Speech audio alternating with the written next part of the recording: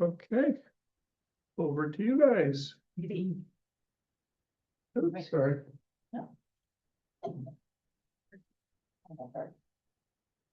Perfect. Good morning, everyone. There's a few people in person, so thanks for trekking in. I know the weather isn't ideal today, so hopefully a lot of people are joining by Zoom. So today's topic, week 19, dissociation and the treatment of the traumatic spectrum disorders. So those are all the weeks. We're at week 19. Just a reminder, there'll be no course March 11th and March 18th. So a reminder of that. And just a reminder for people, if not up for meditation today, please feel free to skip. First, we'll check in with our dashboards. What is the current risk that I'll experience a state of crisis? Is it low, moderate, high, very high, or extreme? Am I in the window of tolerance? Yes, I'm a little outside or very outside. Where is my energy tank right now? Full, 3/4 full, maybe half, maybe I'm near empty. Have I been tracking my targets using the Holst Diary card? How would I rate my targets right now? And how well am I focusing on what I'm doing? For example, on the material so far this morning. So we'll do a 5-minute mindful meditation. Before we begin, I want to remind you that this is an invitation, not a requirement. You're welcome to keep your eyes open or closed, to shift position, or to stop at any point. If at any time this feels like too much, you can orient to the room, look around, feel your feet, or gently move. Dissociation is not a failure. It's a protective response, the nervous system doing its best to keep us safe. Today, we're not trying to force ourselves to be present. We're simply practicing coming back a little in a way that feels tolerable. Let's begin by orienting to the room. Gently look around or imagine the room if your eyes are closed. Notice 3 things you can see: shapes, colors, light, shadow. Now notice 2 things you can hear: near or far, inside or outside the room. No need to label them as good or bad. And notice 1 physical sensation that feels neutral or mildly pleasant. Perhaps the weight of your body on the chair, your feet on the floor, or your hands resting. If you feel foggy, or if you feel distant, foggy, or unreal, that's okay. Simply noticing that is already a form of presence. Now we'll bring awareness to the body in a very light, respectful way. See if you can notice the outline of your body, where you end and the chair, floor, or clothing begins. Without trying to change anything, notice, is there more sensation in the upper body or lower body? More inside or on the surface? If at any point the body feels too far away or too intense, you can return to the room, open your eyes, or press your feet gently into the floor, just staying within what feels manageable. We'll now bring in the breath, not to control it, but to use it as a soft reference point. See if you can notice where the breath is easiest to feel: the nose, chest, or belly, or simply the sense of air moving in and out. There's no right depth or rhythm. If the breath disappears from awareness, that's okay.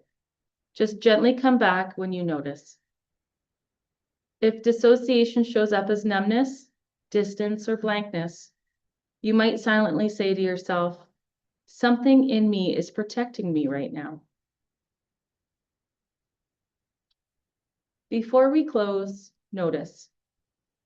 Is there one small way you can signal safety to your nervous system? Maybe that's pressing your feet into the floor, stretching your fingers, or gently naming where you are and what day it is. You're practicing the skill of returning, not forcing, not fixing. As we come back, take a moment to notice what feels slightly more present, even by 1%. When you're ready, gently reorient, open your eyes, move, look around. Thank your system for what it's learned over time. Dissociation helped you survive. Now you're slowly teaching your nervous system that return is possible and safe.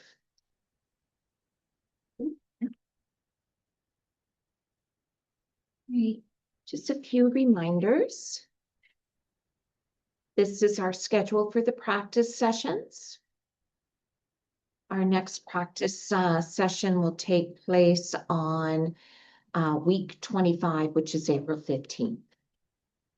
And that will be the IFS workbook number 1. We're going to practice those skills. And then just a reminder about the homework from last week. I'll skip over that. We'll highlight what the homework for next week is. The skills training workbook pages 207 to 241. This is a double skills training session. Continue reviewing and practicing your crisis plans, diary cards, chain analysis, rational mind remediations, and goal diary cards. And use those templates to start becoming acquainted with your part selves, doing wise mind chain analysis, fostering your wise mind, and soothing your parts. And as always, continue to track all the skills you've been learning in the course. Anybody wants to take a picture? I'll leave that up for a couple seconds. So it's mainly the skills, the green skills workbook that you're going to focus on for this week, pages 207 to 241. For those who don't have the second edition of the green DBT skills workbook, here's what we'll be covering next week. It's focusing on interpersonal effectiveness skills. I think you guys will find this really quite interesting. It's when Nicole and I love this module. And it is a double module, so we'll be covering a lot of material next week. So we'll talk about mindful attention, compassion for others, passive versus aggressive behavior, the I want, they want ratio, I want, I should ratio, key interpersonal skills, blocks to using those interpersonal skills, and knowing what you want, modulating the intensity of a request and making a simple request, and designing basic assertiveness scripts, and finally, assertive listening. I think you'll find those skills really, really helpful. And here's our homework habits checklist. I won't go through all of that. Please review if you need help doing your homework. And our reminder agreements, I'll just skip over that, but we encourage you to go back and review. And weekly announcements. We think we may have fixed the zooming in and out problem. Yes. Please let us know, Lauren, if you notice that it's zooming in on my wrinkles. Please, I'd like to know. Thank you. And a thank you here. On February 9th Boeing Group, we had a great discussion about what some people are struggling with in the course. Our personality is what it is because what it is has helped us to survive in the world. To ask us to change something which has helped us survive is akin to asking us to jump off a wall, off a tall building, while reassuring us that we'll be all right. Emotionally, it's extremely difficult to believe and to do it. We need a lot of hand-holding or coaching. This brings us to the main problem with this course. It gives us theory and provides us with tools and skills, but it falls short on coaching us individually on how to practically use the theory, tools, and skills. It's as if we're learning the theory of carpentry, but never apply our tools and skills to the real woodworking project. We also talked about how the course can be quite activating. From an IFS perspective, it may activate parts of us that feel shame, are anxious, procrastinate, or perfectionist. When such parts are activated, we may be inadvertently repeating patterns from our past. One of the suggestions that came out of that going group is for the co-leaders to summarize both at the beginning and at the end of the session, the key points to read from the session. We agree that it's so very important to be able to put our thoughts and feelings such as these into words and feel safe doing it. We concluded that what is most important is to be kind and compassionate with ourselves and with each other. Thank you to all those who contributed to this important discussion and to everyone who continues to attend the course.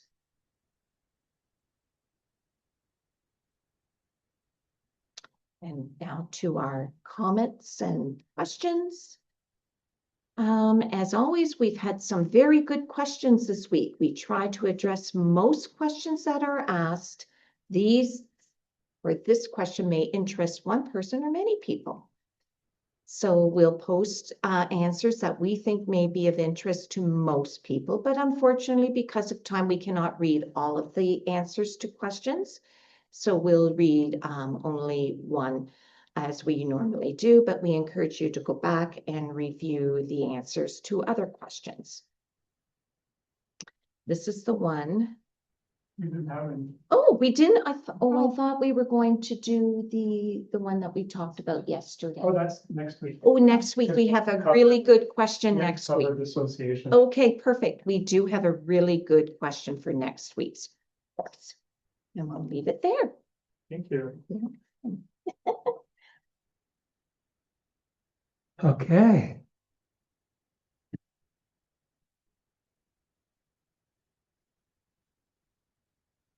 All right, so we're going to talk about dissociation today. You can't talk about trauma, PTSD, without talking about dissociation. They're two sides of the same coin. And also, in the second part of today, we're going to talk about the treatment of trauma. So you can't talk about the treatment of trauma unless you talk about dissociation. So you'll see how all these, go together. So this is a little bit of a review of what we talked about so far. If you remember a few sessions back, we started by talking about stress and the stress response. We talked about attachment before that, then stress and stress response. Then a couple of sessions later, we talked about trauma. Today, we're continuing in that general theme, which is dissociation. So talked about stress response, talked about adult, developmental, and attachment trauma, how to assess trauma, the consequences of trauma. We talked about the adverse childhood event studies, and how understanding the states of autonomic activation. So fight or flight and freeze, collapse, how that helps us to understand trauma-related disorders, and a few other subjects. So why are we talking about dissociation today? It's been said that trauma spectrum disorders are a disorder of time. When I first heard this, I was like, what? But it's a disorder or an illness of time, right? Why is that? So part of you knows, if you have a trauma spectrum disorder, that you're in the present, you're in 2026.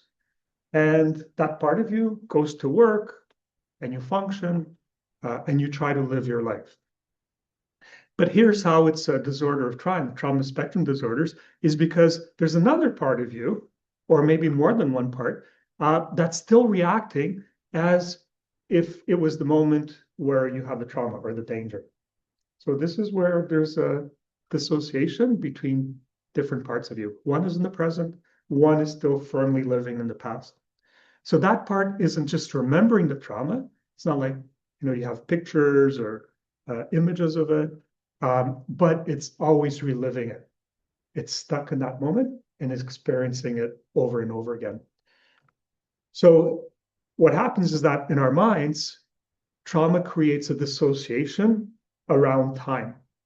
One part of us is trying to move forward with our lives and live our lives, but another part has remained frozen at the moment of the trauma. Now, maybe many moments, and there may be different parts that are stuck at different periods of trauma, because some people, it's not just one trauma, it's multiple. So the treatment of trauma spectrum disorders isn't about trying to kind of get rid of the past or erasing the past. It's about helping that part of us that's stuck in trauma time, that's stuck in the past, right? To learn that the danger's over, and to be able to kind of move forward. So the treatment of trauma is typically divided into 3 phases, and we're going to cover that in the second part of today. So phase 1 helps us to feel safe enough in the present. And safe enough means like we're in the window of tolerance, right? And our window of tolerance really kind of gets broader. And that's what we've been talking about so far in dialectical behavioral therapy, expanding that window of tolerance. So that's phase 1. We need to feel safer. We need to be able to, not that you don't go into fight or flight or you go into freeze, but that you're able to come back faster, right? That's, DBT skills are about trying to do that. Then the second phase of trauma treatment helps us to helps the stuck part of us, the one that's frozen in trauma time, to update its clock, moving the memory from it's happening now to something that happened.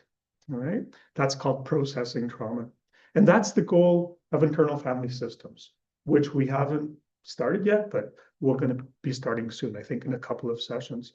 And then phase 3 helps all parts of us resume a full life, and rather than be stuck in the past, be able to be here in the present, fully in the present, and enjoying your life. Because when you're stuck in the past, you can't enjoy your life, right? Because you're still there. So healing happens when no part of you is left alone in the past. And structural dissociation theory, which we're going to talk about today, explains how trauma fragments the self. We're going to talk a little bit about that. And the 3 stages of treatment describe the pathway back towards integration. So that's a little bit of an overview of what we're going to talk about. It's a summary of what we'll talk about today. All right. So these are the topics we're going to cover. What is dissociation? We're going to talk about a thing called neo-dissociation theory. Not going to spend a lot of time on that, just one slide. And then we're going to talk about structural dissociation theory. We're going to spend more time on structural dissociation theory, which I think you'll find really interesting, will make sense of a lot of things. It'll be like a good prelude or introduction to internal family systems. This is structural dissociation theory, and internal family systems are they go very well together. So we're not going to spend a lot of time on this, but how does dissociation arise from trauma? We're going to talk about primary structural dissociation, types of flashbacks, features of PTSD, secondary structural dissociation, tertiary structural dissociation. There's 3 types of dissociation, although you'll see that it's not clear distinction. They're in a spectrum. So some people have features of one, they have features of another. It's not like, a very neat division. Then we're going to compare neo-dissociation versus structural dissociation theories.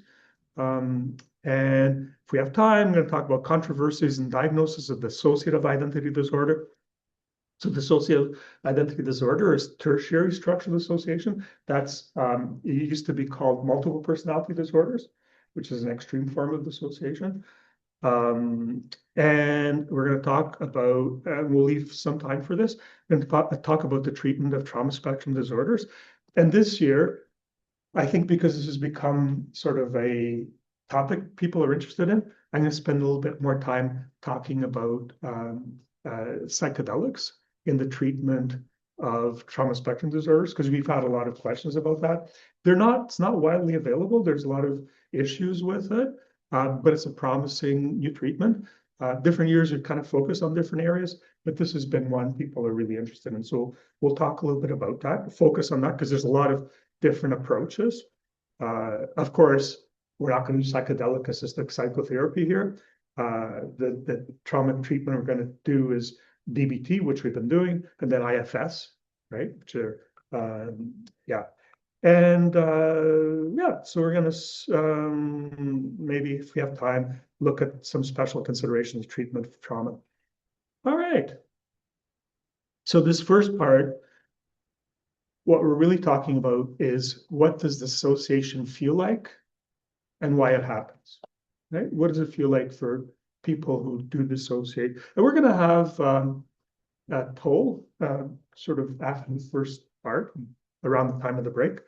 Just, we sent out a dissociation questionnaire. And if you have that, maybe take up your scores and you can share that with us if you like. All right, so what is dissociation? Okay.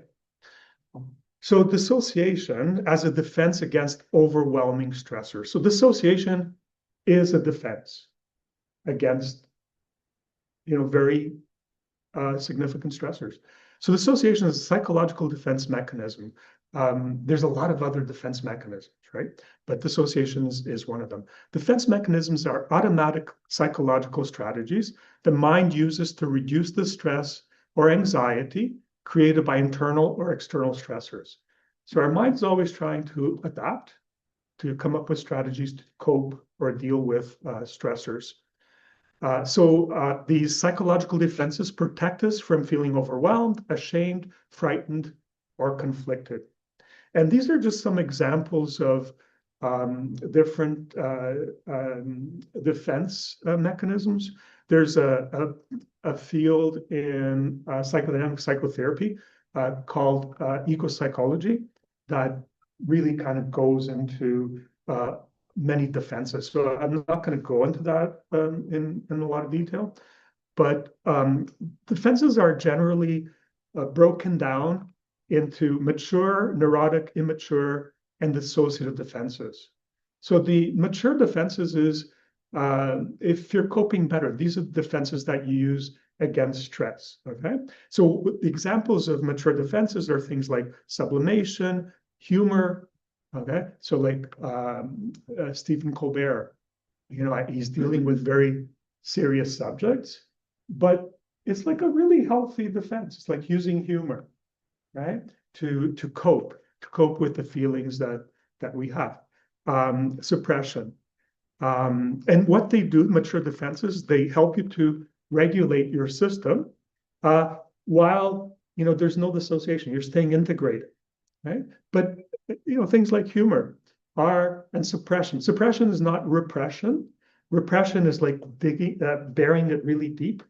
Suppression is just like, for now, let's sweep it under the carpet. You're not burying it really deep because it's there, right? So, those are more mature defenses. Then you have neurotic defenses, which a little bit, we all use, but so that's where you bury things really more deeply, repression, but you're paying the price. And intellectualization, which is I use a lot, which is, you stay in your head, right? And you kind of ignore your body a little bit. And you pay a price for that. But it's not a bad defense. And what you're doing there is you're keeping the conflict out of awareness. With the mature defenses, the conflict is in your awareness. It's not far, right? But here you're kind of burying it a little bit deeper. So it's beginning to see a little bit of dissociation.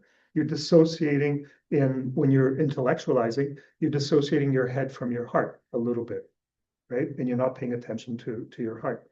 And then you get into mature defenses where you're burying things even deeper. So things like projection, splitting, denial. I won't go into what those mean, but here you begin to distort reality to reduce anxiety. Okay. Oh, interesting thought, but I'm not going to go into that because no. All right, not going to go there. And then you have dissociative defenses, which are sort of, burying things even deeper, right? And what you're doing, we're going to look at that today, is you're disconnecting from experience itself. That's what dissociation is. You're kind of disconnected from what's happening. All right. So most defenses distort experience.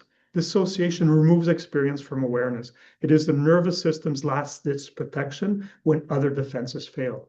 So this dissociation is, you've tried to use other, defenses to try to cope with the conflicts and with stressors.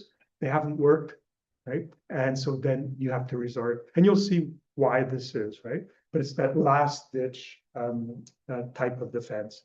But you're really going to pay a price when you use this defense. When you use humor, you don't pay as much price. There's no disintegration. It's still all available to you.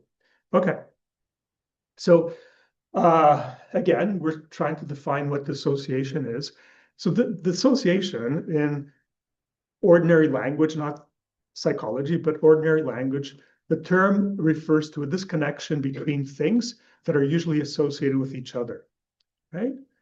So that's what dissociation normal usage is. In psychology, dissociation refers to a wide array of psychological experiences, ranging from a mild emotional detachment from our immediate surroundings, such as happens when we're driving long distances. So dissociation can be very benign. We all dissociate when we're driving, right? And that's normal, right? A part of you is kind of just looking at the signs and checking traffic. Another part of you is lost in your thoughts, and that's normal dissociation, not pathological. To a more severe disconnection from our physical and emotional experiences. That's what we're going to talk about today, not the milder forms of dissociation.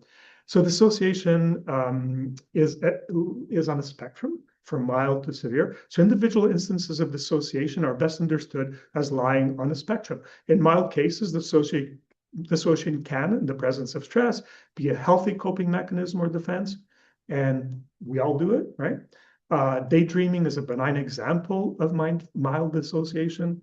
Towards the pathological, the more severe end of the dissociative spectrum are the DSM dissociative disorders. So then you get, when you're more towards the severe end, and that's what primary, secondary, and tertiary dissociation are. They're dissociative disorders, and we'll look at how those manifest.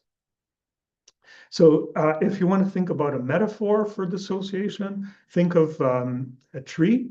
So trees, like, there's wind, and most trees adapt to the stress of wind because they bend, right? And that's like, where the stressor doesn't overwhelm you. Every tree, however, has a breaking point, right? And in humans, the breaking point is traumatic stress, at which, rather than bending, branches will break. So same thing with humans. After windstorm, you may have just a few or many, and you may have small or very large branches that break off the tree, right? And that's the spectrum of dissociative disorders. Also depends on the trees. There's trees that are kind of more brittle and they'll break easier. And there's trees that are more pliable and they won't break quite as easily. So the degree of damage a tree sustains depends on the severity of the wind, right? How strong is the wind? How strong is the stressor? But also the resilience of the tree and other resources that may be available to the tree. So if the tree is in a forest and there's other trees around, those trees shelter that tree from the wind. So same thing with humans. So that's like a metaphor. The wind is kind of the stressors for humans, right? Okay. All right. So what are the diagnoses in DSM that are in the dissociative spectrum? So the major characteristics of all dissociative phenomena is a detachment from reality, rather than a loss of reality, as in the case of psychosis. Okay, so it's not like you're totally disconnected, you're just kind of detached from it. Sometimes it's difficult to tell, and psychosis people live in another reality, right? Like in psychosis, the police maybe, the FBI may be investigating you. So that's like totally, broken from reality. In dissociation, it's just like, you don't come up with a alternative theory. It's just kind of you push reality aside a little bit. Sometimes it is difficult to tell dissociation and psychosis apart, and sometimes the two merge, right? And I give you some examples of that, but let's go forward because we have a lot of material to cover. So the DSM-5 lists 5 dissociative disorders. So one is dissociative identity disorder, and that's old term is multiple personality disorder. The other one is dissociative amnesia, including dissociative fugue. And that's like people who, under stress, they'll, there's periods of their life, right? They won't remember. You went through this, I don't remember. Or sometimes people, they just take off, right? And they find themselves somewhere, and they don't remember what happened to them in the past 2 days. They don't remember their name or, okay, so that's dissociative amnesia or dissociative fugue. Depersonalization or derealization, I will define what those are. Other specified dissociative disorders and unspecified dissociative disorders. So that's what's listed in the DSM-5. The DSM doesn't make an explicit link between dissociation and the trauma spectrum disorders. Okay, so you're going to see, like, going forward, there's a lot of slides. So there's in this presentation, I think there's like about 130 slides or so. We're never going to cover those. What I'm going to do is that if there's like a little yellow dot like that at the top, it just means that, I kind of went through and I couldn't really get rid of those slides because very attached to the slides. But you know what, like for the sake of time, maybe I'll skip those. But I invite you, because I think they're all important. It's just that some are more important than others. So I invite you to go back to the website and just read all the slides, because you might get more out of it that way. But I might be skipping some of the slides here. Okay, so this is one that I'm going to skip. Basically, what that says is that, remember I told you there's the ICD-10, International Classification of Diseases. That's what the DSM they use in Europe, right? Their classification is a little bit different from DSM-5, not terribly important, so I'm going to skip over that. But if you want to look at it, look at it. So we named the five DSM conditions that come under the dissociative disorders. But what are the 5 core features that all those conditions kind of share? So there's 5 core features that are part of dissociation, right? So one of the core features is called derealization. And that's you're feeling disconnected from the world around you, right? So derealization is an alteration in the perception of the external world, causing those with the condition to perceive it as unreal, distant, distorted, or falsified. Other symptoms include feeling as if one's environment is lacking in spontaneity, emotional coloring, or depth. Okay, so it's like the world, this is not real. It's kind of like I'm in a movie or something, right? This is not really happening. So that's derealization. The other thing that goes very closely with derealization is what's called depersonalization. So instead of the world not feeling real to you, it's like you don't feel real. So depersonalization is feeling disconnected from your own body, mind, or self, right? And the two can go together. So the depersonalization can consist of a detachment within the self regarding one's mind or body, or being a detached observer of oneself. It can be described as a feeling like one is on autopilot, and that the person's sense of individuality or selfhood has been hindered or suppressed. So you don't feel real, and then the derealization is the world doesn't feel real. Okay. The third core feature of dissociation is identity confusion. So it's an inner struggle about one's sense of identity or self.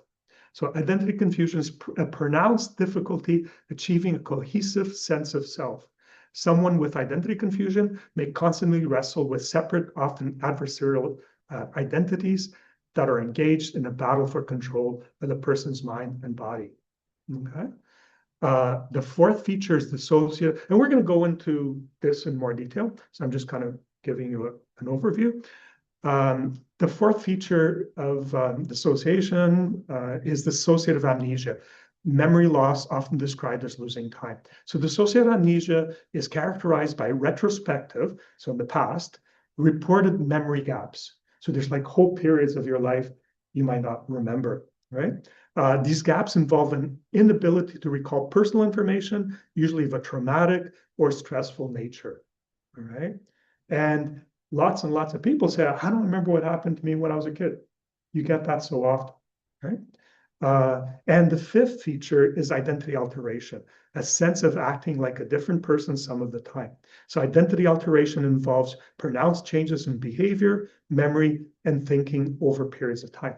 And in dissociative identity disorder, so multiple personality, you get really big changes, right? But as you will see in PTSD and also complex PTSD, you also get very different personalities in the person, but the person still has a coherent sense of self. Well, we'll get into that. So this, okay. So in this session, we're going to present two theories that seek to explain dissociation, and then we'll compare and contrast them. So one is neo-dissociation theory. We won't spend a lot of time on it, and we're going to spend a lot more time on structural dissociation theory. Okay, so what is neo-dissociation theory? So neo-dissociation theory proposes that consciousness, so your awareness, right, is made up of semi-independent mental systems. So you have all these different modules or systems, right? So one is like attention, another's memory, another's perception. They're all part of your brain, but they're kind of separate, right? And self-monitoring. Usually all these kind of work seamlessly together, okay? But under certain conditions, these mental systems can become functionally disconnected.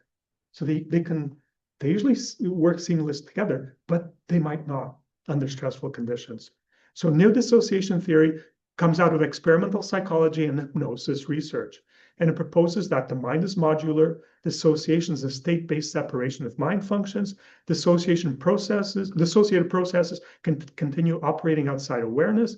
There's still one person, one self, just poor internal communication between these different functions. So examples of such disconnection of mental functions include hypnotic analgesia, where pain processing occurs, but awareness of it is blocked. So, this is if you have hypnosis, and sometimes hypnosis is used as analgesia. So what the hypnotist is doing is that dissociating, your body's still processing pain, but your brain is separating that pain perception from your awareness, right? So that's, and hypnosis is often used for analgesia, right? So that's kind of a voluntary and helpful type of dissociation, but it kind of shows you that these mental functions can be separated. They can be done, that can be done voluntarily, such as by hypnosis, or involuntarily, they just happen. And the other example is automatic behaviors.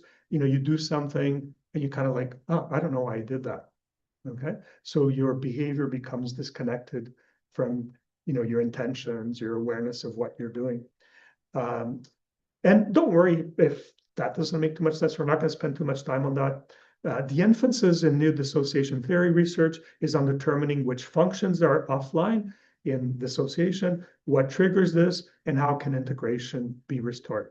Okay, so I think that's it for neo-dissociation theory. I just mentioned it because it is something that's out there and it's important. I didn't want to leave it out. Okay. All right, so let's talk about structural dissociation theory, which is we're going to spend most of our time talking about this. Right. So what is structural dissociation theory? All right. And so, you know, I almost felt, oh, maybe I should kind of bypass this, but I do like history. So I decided I would include this. Okay. So this is a picture of Pierre Janet, and his full name was Pierre-Marie Félix Janet. And he was a French psychologist, physician, philosopher, and psychotherapist. And he was the first one to coin the term, come up with the term dissociation, and also the first to describe its importance in mental health. And he was the guy who originated structural dissociation theory. And this was like over 100 years ago, right? So Freud and Janet were contemporaries. Janet was 3 years younger than Freud. And he studied under, you know, this one of the fathers of psychiatry, Jean-Martin Charcot, who was also a neurologist at, and I've mentioned this before, Paris's hospital, La Salpêtrière. In 1885, Freud spent 3 months learning about hysteria. And this is where, you know, you really kind of, that was his, where he started becoming interested in psychiatry. He hadn't been before that, but he decided, okay, this is what I, because he was a neurologist. Freud was a neurologist, right? So this is where he decided, I'm going to study psychiatry. Because if you remember, in this Salpêtrière, it's a large hospital. I think they had something like 5,000 patients at one point. That, you know, when Freud was there, you know, so it was, they had like neurological wings where people had, you know, neurological diseases, like blindness or paralysis, or, you know, sort of typical neurological diseases. But at that time, they were beginning to know enough about the anatomy of neurology, distribution of, you know, nerves and sensory nerves and stuff like that, that they were beginning to be able to tell that, yes, this fits with the distribution of nerves, and this is like a neurological disease. It's a functional disease of the nerves, right? But there were other people that were there that, you know, there was no way that this could be a neurological disease or illness, right? So it was more, okay, they start to call it, in those days, it was hysteria, right? So this is, and what they meant by that, it looks like a neurological disease, but the origin is different, okay? And that's always, when we talk about that, I think it evokes in people a lot of feelings, because if you know, a lot of people feel like, oh, they don't believe me, you know, this is not real. I think, you know, psychiatry in general kind of thinks that this is very real, okay? It doesn't have to be like in your nerves to be very real. So it's not like people are faking this stuff or making it up, okay? It is very real, right? But it has been somewhat controversial. So, okay. What Freud was only there for 3 months, but Janet kind of spent all his residency and spent years there. So he was one of the first psychologists to draw a clear connection between a person's past trauma and symptoms presenting later in life.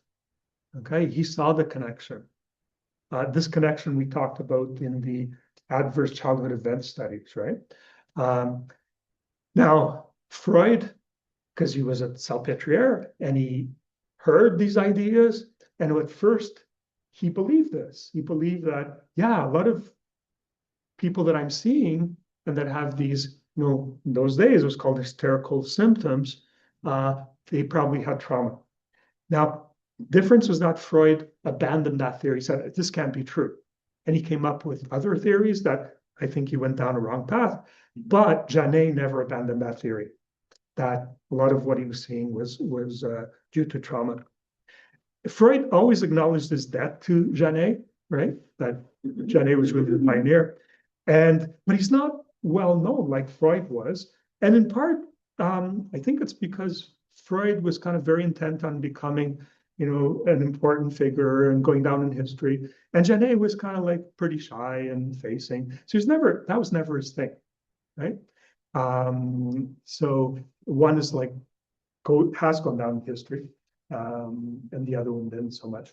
So in the 1980s, these three people, Allert, I can't pronounce her name, Ninja News, and Arno van der Hart and Kathy Steele, kind of rediscovered Janet's work and brought structural association theory out once again, because they thought, well, this is so important, and they modified it into the present form that we're going to talk about a little bit in a minute. Okay. Okay, so what is structural association theory? Because this is really the backbone of today, and it'll help you to make sense of trauma. I think it's really important. All right.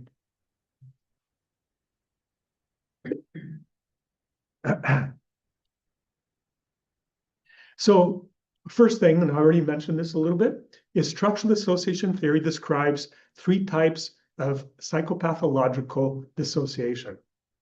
Okay, so three types. Right. So primary, secondary, and tertiary structural association. I'm going to go over each one in detail. So structural dissociation theory proposes that people with trauma-related disorders experience a dissociation of their personalities into separate parts. Okay, so one is in the present, and then others are stuck in the past. Each part, the ones that are in the present, the ones that are in the past, have their own psychobiological characteristics. So it's almost like they're different personalities within you. All right. Although the theory describes three types of dissociation, remember that this is a spectrum. There's no clear demarcation between the three, and they are thought to be on a continuum or spectrum of severity. Okay, so it's not like you just have one or the other. You can kind of like go back and forth and have features of one and have features of the other. Okay, but sometimes it is a little bit clearer, but not always. All right. So these three types of dissociation correspond to traditional diagnostic categories that we already looked at when we looked at DSM-5. Okay, so primary structural dissociation, essentially, it's post-traumatic stress disorder. They're the same, right? And then secondary structural dissociation is complex PTSD. They're the same, all right? And tertiary structural dissociation is dissociative identity disorder, or it used to be called multiple personality disorder. Okay, so what we're saying here is that PTSD, complex PTSD, and dissociative identities or multiple personalities, they're really kind of variation of the same thing, right? They're just different in terms of the individual and the individual's resilience and the nature of the trauma, how severe the trauma was. Okay, so a person with trauma-related disorders can experience a combination of these symptoms from any of these three. For example, someone with predominantly PTSD, right, can present with some dissociative identity disorder symptoms, and they can come like a little bit at a certain point and then not be there later. So it's important to kind of note that fluidity. The type of dissociation a person develops depends on the balance between the duration and severity of the trauma. I've already said this, but it bears repeating, and the person's coping resources. A little bit like that tree, right? The metaphor of the tree we started with. All right, so how does dissociation arise from trauma? All right, so there's three steps to consider when we're looking at how dissociation arises from trauma.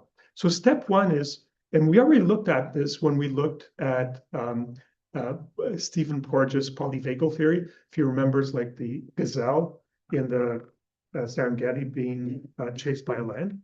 So think of the gazelle. So when faced with a life-threatening danger, the gazelle being chased by a lion, what happens at first, the gazelle first goes into fight or flight state of activation, right? Because that mobilizes energy to run away from the lion, right? That's the first thing that happens. So that's step one on the path towards trauma and dissociation.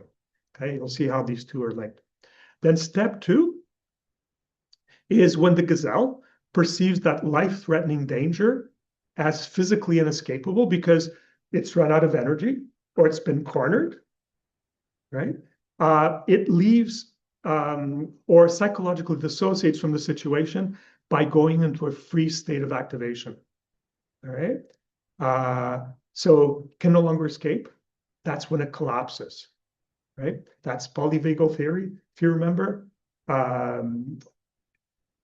people go into freeze, organisms go into freeze, and they look like they're dead. They're not really dead. It's just that they're breathing very shallowly. Okay, there's almost no blood pressure. The heart is beating very slowly. Okay, and that's freeze. Okay, now that's the begin. That's really important in dissociation. Right, and this is what we call in polyvagal theory. It's because if you remember, polyvagal theory says you have an accelerator, which is your sympathetic nervous system, fight or flight, sympathetic nervous system. So this is the autonomic nervous system. The autonomic nervous system has these different branches.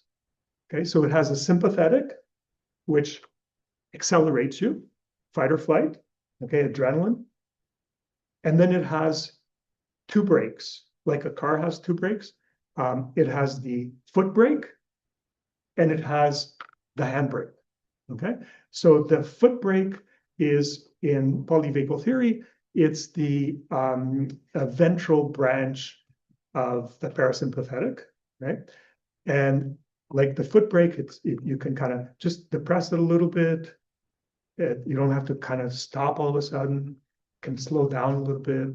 Okay, and that one has a lot to do with people, right? So if you have resources, if you have people around you, they help you use your foot brake. Okay. The dorsal nucleus of the system is the handbrake. So it's all or nothing. Okay. So what's activated here is when the danger is perceived as inescapable, and you go into dorsal freeze, it's the handbrake. Okay. So we talked about this a little bit before. And in a way, that gazelle at this point, it can't escape anymore, but it really kind of leaves. It leaves its body. It may not be feeling very much. It's almost like, it's not there anymore. Okay. So it goes into this freeze state of activation, also called tonic to collapsed immobility, is when the branch of metaphorical tree breaks, and that's a dorsal parasympathetic break. So that's a second step. Okay, and then the third step is, so a couple of things may happen at that point. So not every gazelle that collapses is going to develop PTSD. For the gazelle not to develop PTSD, it has to get up, right? Run away. Sometimes they do, that happens. Sometimes they, when an organism is collapsed, sometimes like very suddenly, they go from collapse, they go back into fight or flight, okay? Sympathetic activation, they run away. And then what you'll see that gazelle do is it goes back, if it's safe, it goes back to, its friends, and it'll start to shake. We talked about this. We were seeing a person yesterday. We're saying, oh, that's really neat that this is happening to you. Because, that shaking is this energy from, the traumatic experience that's being released. Okay. This is talk about this in an approach called somatic experiencing. Okay. And somatic experiencing is about releasing this energy that's been stored within you. But according to somatic experiencing theory and polyvagal theory, what happens is that you're not always able to shake off the trauma, right? And what happens is that because you're immobilized, or sometimes, people feel, oh, I can't do this. I'm losing control, right? They feel, I got to control myself, and they keep it inside, okay? And that's actually not a good thing, right? I had a motorcycle accident a few years ago, and I went to the emergency room, and because I knew the theory already, and I noticed, oh man, I start to really shake. And part of me was kind of like embarrassed, like there's people around and I'm shaking. But I knew that you have to let yourself do that. That's a way your body is trying to get rid of that energy. Okay. Because if you don't, what happens is that the memory, it's a physiological memory of that trauma, may get stuck inside of you. Okay, so the unprocessed dissociated memory of the traumatic situation. So this is it's not like memory, rational, cognitive. It's not the images. It's the somatic, the physical memory of what happened gets stuck, right, inside of you. And what you get is the activation states, physical sensations, emotions, and visual images in the somatic, emotional, and rational memory systems. So that all gets stuck inside of you. Okay, so those are the three steps, right? That you dissociate, right? When there's like this overwhelming stress, right? Such as being chased by a lion or having a motorcycle accident, right? May not always result in PTSD, but if the energy gets stuck inside of you, it's stuck, right? Unless at some point you do something to release that energy. Okay. So how is dissociation diagnosed? And I'm going to skip most of this. I'm just going to read the first part here. So the assessment, the diagnosis of dissociative disorders typically involves a combination of clinical interviews, so talking to somebody, structural diagnostic instruments, and self-report questionnaires. These tools help clinicians to identify the presence of severe and severity of dissociative symptoms, distinguish between different types of dissociative disorders, like the dissociative identity disorder, dissociative amnesia, depersonalization, derealization, and differentiate dissociation from other conditions, such as psychosis or PTSD. Okay, not going to go over the other stuff.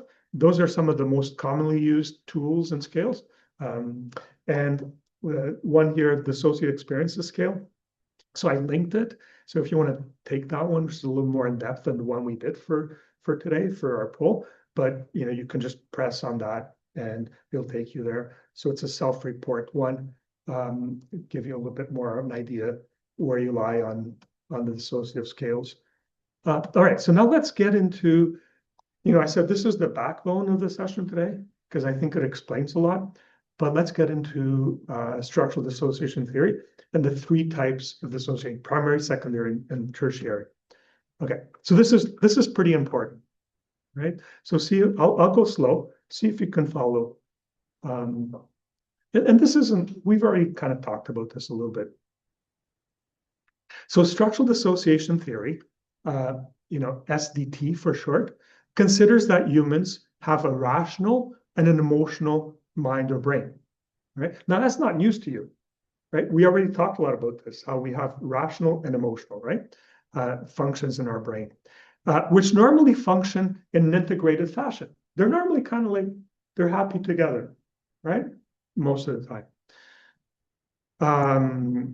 All right. So structural dissociation theory also says that in PTSD or primary structural dissociation, the same thing, the mind disintegrates, okay, or splits into two parts, right? So this is dissociation. So this is how PTSD is a form of dissociation. So what happens? So they say there's an apparently normal part, which is the rational part of you, your rational brain, right? Because the rational brain very much lives in the present. Doesn't live in the past. So the rational brain They call it in this structural dissociation theory, they call it the apparently normal part. Okay, so I'm going to repeat this a lot, apparently normal part. Okay, because it's apparently normal. It's the part people with PTSD or complex PTSD, when they come to see me, for example, right? There's like an apparently normal part. They appear normal. Okay, when they go shopping, the grocery store, they appear normal, right? To other people. Other people go, oh, this person is normal. There's nothing obviously wrong with them. So there is an apparently normal part that tries to do all those normal things. Be with others, go to the supermarket, play with your kids, all that. So that part tries to be there. And that part tries to carry on with the usual business of life, right? So there is that part. But then there's also where that energy of the trauma goes, it goes into this, it's called an emotional part in structural dissociation theory. So EP for short, right? And now that emotional part, its primary concern is defense and survival, right? This part carries the unprocessed associated traumatic memories. So that energy that was never released lives in that emotional part, right?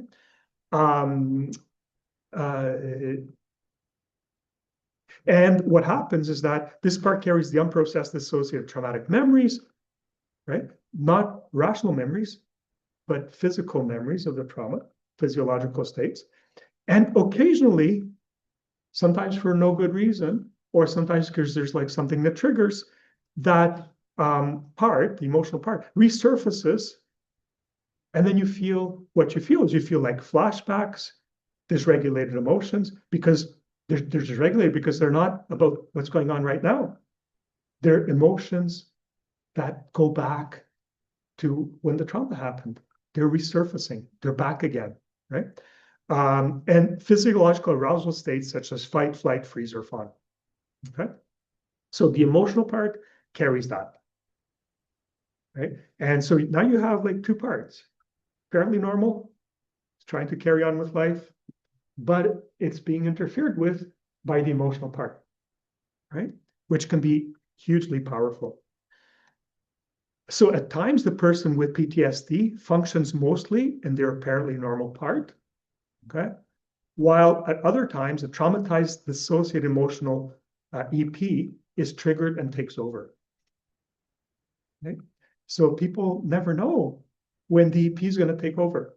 It could be, they see something that resembles something to do with the trauma, or it could just come out of the blue. All right. But that's very disconcerting because when it manifests, you feel like you're back at the moment of that trauma, right? And how can you live your life like that, right? So you start to do anything you can to avoid the emotional part coming up again, okay? So how are the apparently normal part, or ANP, and the emotional part, or EP, different? So let's look a little bit more at the differences between the two. So what are the functions of the apparently normal part and the emotional part in PTSD? So the apparently normal part, and this is a repeat, apparently normal part is also known as the life action system. It carries on actions that are concerned with survival of the species. Okay, life actions. So this is the apparently normal part. So what does it do? It explores, it goes to work, it studies, it plays, it does energy management, such it eats, it sleeps, prepares food, it does housework, okay?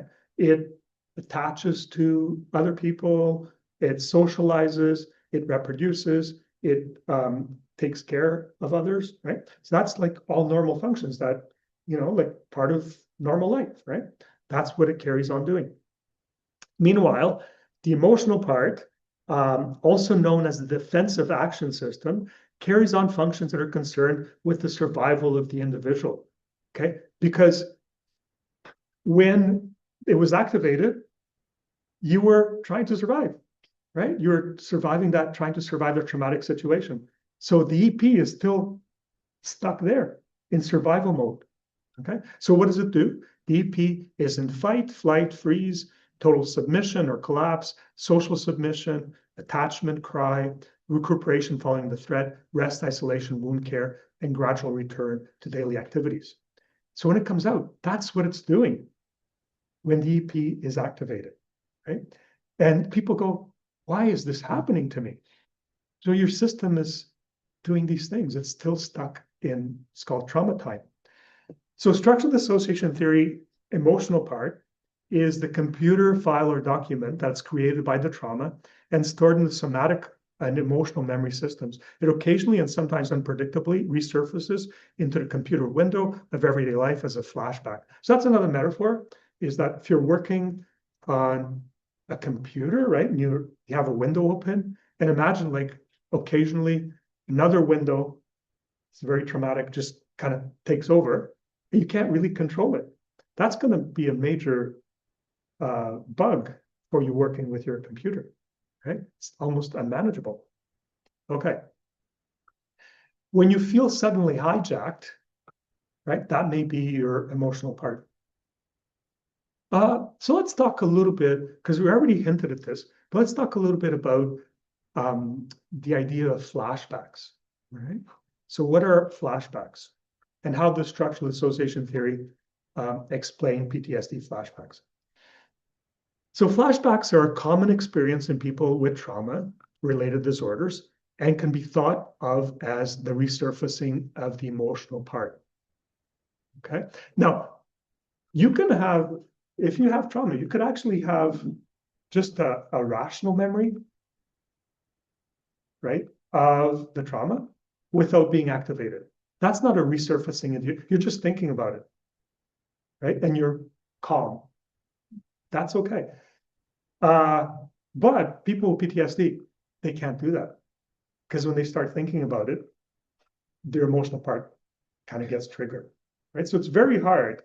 And if you can think about the trauma and not get activated, you're on the way to healing, right? Because your system, it's healing. So the pop psychology understanding of a flashback, so that's the typical understanding, is that it is the re-experiencing of the trauma as a visual image with an auditory component. When people think of flashbacks, that's what they think of, is, they see, replay thing in their head. They don't think about what's happening to your emotions or to your body, right? Such images and sounds are, however, only the conscious or rational mind memory of the trauma. There are at least 3 distinct types of flashbacks, each associated with one of the 3 information processing centers we talked about when we discussed Patricia Crittenden's developmental maturational model. So these are the 3 types of flashbacks. So first one is cognitive flashbacks, in which the traumatic memory is re-experienced as a visual or auditory experience. That's the pop psychology version. Okay, but these are the more important ones. So they're the emotional flashbacks, in which the intense emotions you felt during the trauma are re-experienced. Okay, so you experience the same thing you experienced during the trauma. Okay, and then related are somatic flashbacks, in which the pain and bodily sensations felt during the trauma are re-experienced. Okay, so while people with trauma-related disorders readily associate their visual and auditory flashbacks with their trauma, okay, they may not as readily associate somatic or emotional flashbacks with the trauma. Sometimes people, they have these flashbacks, they don't know they're flashbacks. They just think, oh, I'm having a panic attack, right? They don't know, oh, this is a flashback. But I think a lot of panic attacks, not all, but a lot of panic attacks are flashbacks. And sometimes pain or somatic sensations people feel, they're flashbacks also. Okay. In fact, people are often at a loss as to how to explain somatic and emotional flashbacks when they occur independent of cognitive memories of the trauma. Because you can have those flashbacks without, having a memory of what happened, right? They can just occur on their own. They often attribute the somatic sensations and emotional reactions to something happening in the present rather than to their trauma. Okay. So yeah, we were talking about, we're talking with somebody, and she, had very traumatic experiences that were going on. And one of the things at the same time that she had very traumatic experiences is she had food poisoning, and she was very nauseous when this was like when she was young. But it was occurring at a time where there were a lot of other things going on in her life, right?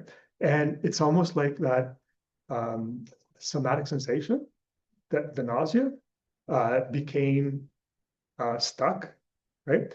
And now what happens is that, that memory comes back up again, and she feels nauseous, when people around her have gastrointestinal symptoms, and she can't bear it. And she goes, why do I feel this way?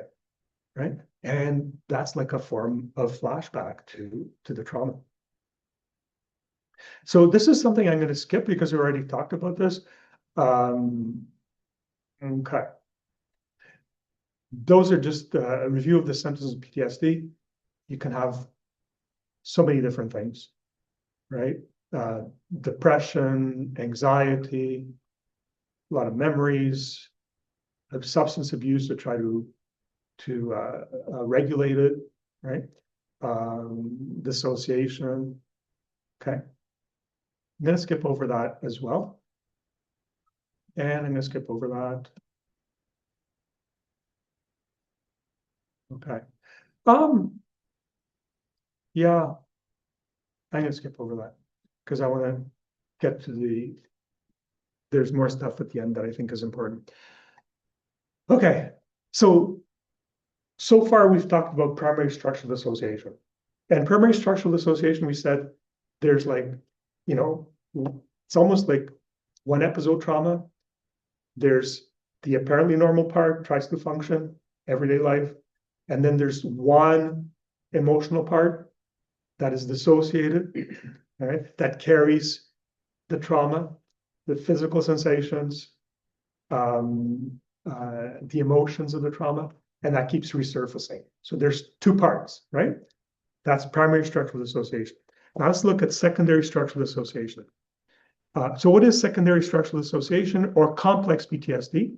How is it different from primary structural dissociation or PTSD? And this is a review because we already talked about this, but this is an important slide. And it basically tells you a little bit what's the difference between PTSD and complex PTSD, right? So complex PTSD often results from exposure to severe stressors that are repetitive or prolonged. In children involve harm or abandonment by caregivers or other ostensibly responsible adults. And 3, occur at developmentally vulnerable times in the victim's life. Okay, so basically, to develop complex PTSD, you're more vulnerable if you're a child, like children are more vulnerable, or it's more severe stressors, right? That's why you develop complex as opposed to just more severe or more repeated, prolonged. So you don't develop PTSD, you develop complex PTSD. And again, remember, it's not like clear-cut distinction. You can have features of both. So like PTSD, people with complex PTSD feel sense of threat, okay? Re-experience the trauma in the form of flashbacks and try to avoid potential triggers. So that's the criteria for PTSD, right? But the difference is that in complex PTSD, people also experience affect dysregulation, negative self-concept, interpersonal disturbances, all of which are not typically present in just PTSD, right? So this may be like a little confusing, but because I think a lot of people think they have PTSD, but they actually have complex PTSD, right? Because it does affect these other things, causes issues in relationships and in terms of your self-image, your self-concept. All right. So secondary structural dissociation is a more severe form of dissociation. It's often associated with disorganized attachment, which is a vulnerability So if you have disorganized attachment, you already had a vulnerability, you're not going to be able to withstand like that tree that's no other trees around, or a little bit more brittle. And also more common in attachment or development trauma. So when the trauma occurs when you're little and you haven't developed, ability to withstand. So children and adults with insecure attachment are more vulnerable to trauma, more likely to experience multiple traumatic events. Because if you have like secure attachment, that's very protective. Your parents are going to protect you, right? If you have insecure attachment, you're more vulnerable to all kinds of things happening to you because your parents aren't going to be there. They're not paying attention, right? So as with primary structural dissociation or PTSD, in secondary structural dissociation, after traumatic experiences, an apparently normal part tries to carry on with normal everyday life. So people with complex PTSD, they still have an apparently normal part that is trying to carry on with life, right? So that's no different.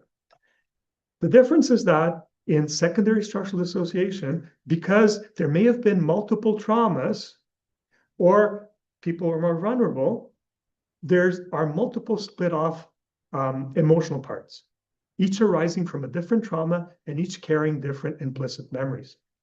Okay, so you have different traumas, right? You have different parts, right? And they're all a little bit different. So it's an apparently normal part still trying to carry on.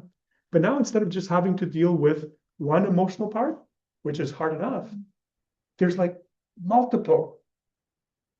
And each of these parts, emotional parts, may be associated with a different trauma. So you can have many, many emotional parts. Okay.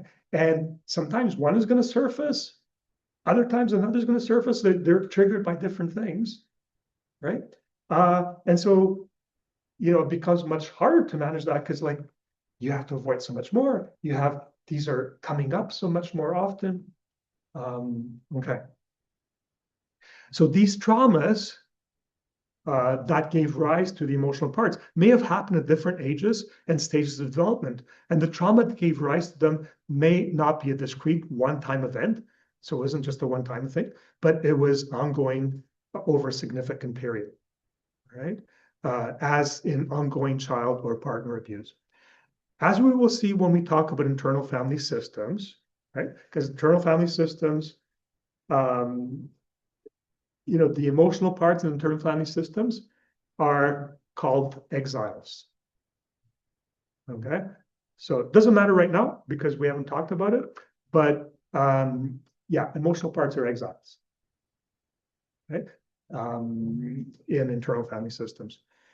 It's useful to think of these emotional parts as having distinct personalities, ages, ways of thinking, feeling, behaving, and distinct states of activation.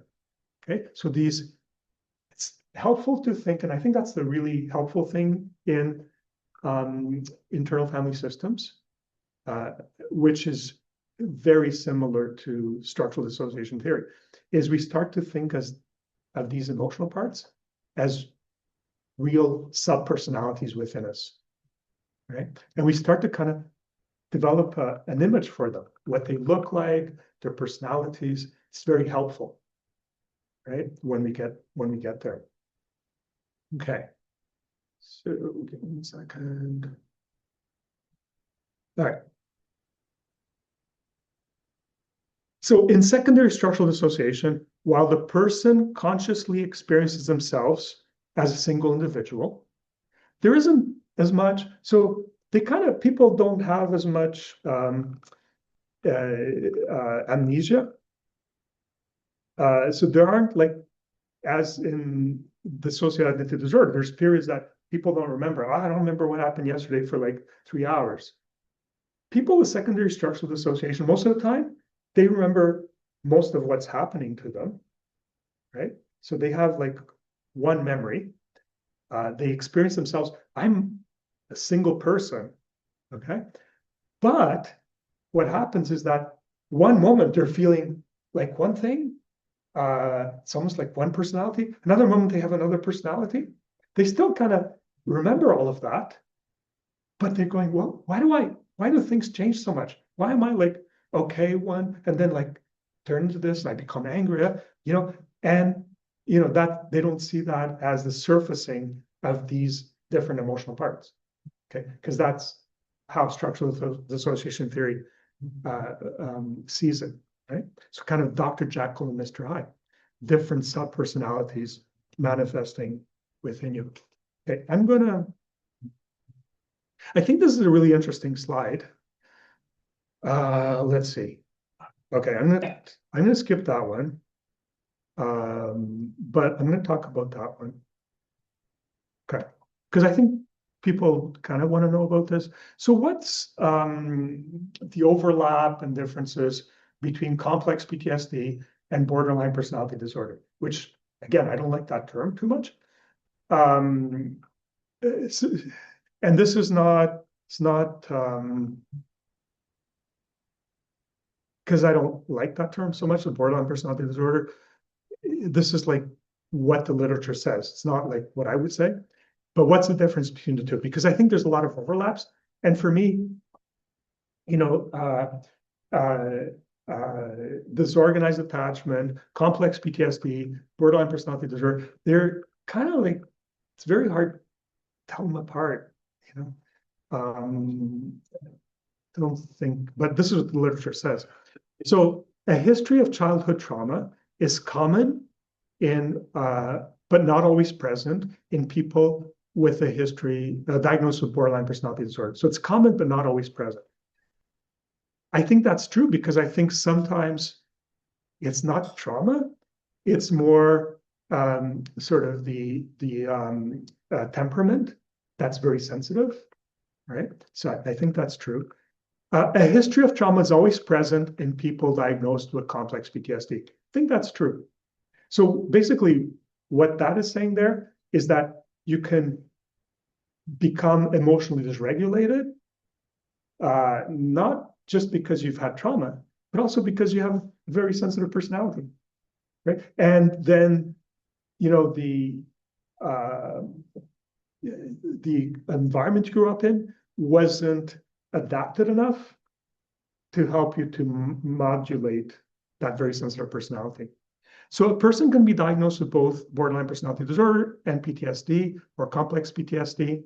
Okay, 8% of people diagnosed with complex PTSD also meet the criteria for borderline personality disorder. 45% of people with borderline personality disorder met complex PTSD criteria. 55% of people diagnosed with borderline personality also met criteria for PTSD. So there's like a lot of overlap. Most people diagnosed with borderline personality disorder have a disorganized attachment style. Okay, borderline personality disorder and complex PTSD overlap in that people have low self-worth, feelings of guilt, feeling detached and alone, sensitivity to slights, feelings of anger. The symptoms that are found more frequently in borderline personality disorder than in complex PTSD are frantic efforts to avoid abandonment, unstable sense of self, unstable and intense interpersonal relationships, and impulsiveness. In my opinion, psychiatrists are not doing a good job in trying to classify emotional dysregulation. Take all these labels with a huge grain of salt. While there's a lot of interest in these distinctions, keep in mind that humans are complex and that psychiatric labels are imperfect, limited, political, and evolving ways of trying to understand this complexity. So don't take this too seriously, but this is a question people often ask, so I thought I'd just kind of mention it, but I wouldn't pay too much attention to it. We can talk about it, answer, in the question period. So before we go to a break, let's talk about tertiary structural dissociation. So what is tertiary structural dissociation? So dissociative identity disorder or tertiary structural dissociation used to be called multiple personality disorder. It's the most severe form of dissociation on this spectrum. According to structural dissociation theory, in tertiary structural dissociation, there is such an imbalance between the severity and duration of the trauma and the person's coping resources that the emotional mind's dissociative coping mechanisms are insufficient to protect the self from trauma, and the apparently normal and conscious self also splits or fragments. This creates two or more distinct conscious mind parts or alters that have distinct personalities and states of activation. So what am I saying there? What I'm saying is that in secondary structural dissociation and primary structural dissociation, you only have one apparently normal part, right? The difference in tertiary structural dissociation is that you have many emotional parts, but your apparently normal part also splits, right? The part that lives in the present. But now you have two parts that are split, and they may not be aware of each other, right? Because it's the apparently normal part that lives in the present, and in secondary structural dissociation, it's the apparent normal part that holds the memories, and kind of like, oh, there's all these other emotional parts, but I'm still whole here. I still have this rational memory. But now if that apparently normal part splits into two, right? One of those apparently normal parts may hold some memories and may be present at some times, and then other times maybe the other part. And they may not kind of communicate, right? So, so each alter of the apparently normal part, so each one, because they're almost like having two personalities within you that may not be aware of each other, right? Or each other's memories, but each alter of the apparently normal part may have a function in the overall personality system. For example, one goes to work when apparently normal part, another socializes, other protects the person, etc. Okay, so in only 5% of people experiencing dissociative identity disorder is there a blatant switching of parts. And this is like contrary to what we think. Only 5% is there a blatant kind of in front of you, and you go, oh my God, you know, that was so evident. Dissociative identity disorder is difficult to diagnose because in 95% of people, behavior changes are subtle. Okay. Dissociative identity disorder is at the frontier of our understanding of the trauma-related disorders, and perhaps because of that, is a subject around which there's much debate and controversy. Imaging studies have compared dissociative identity individuals to actors and studied alters who were blind while the main personality was on. What that means is that, because there's a lot of people say, oh, people are making this stuff up, okay? But there's actually alters, right? Some alters are blind, and some alters of the same person can see perfectly well. And if you do brain scans of the alters that are blind, it's actually, there's a shutting down of the areas of the brain that have to do with vision. The same as in a blind person. Okay? That's obviously not something that the person can do deliberately, right? Because, you know, if it was a person making this up, those areas of the brain that have to do with vision wouldn't be shutting down. They'd just kind of be lying to you.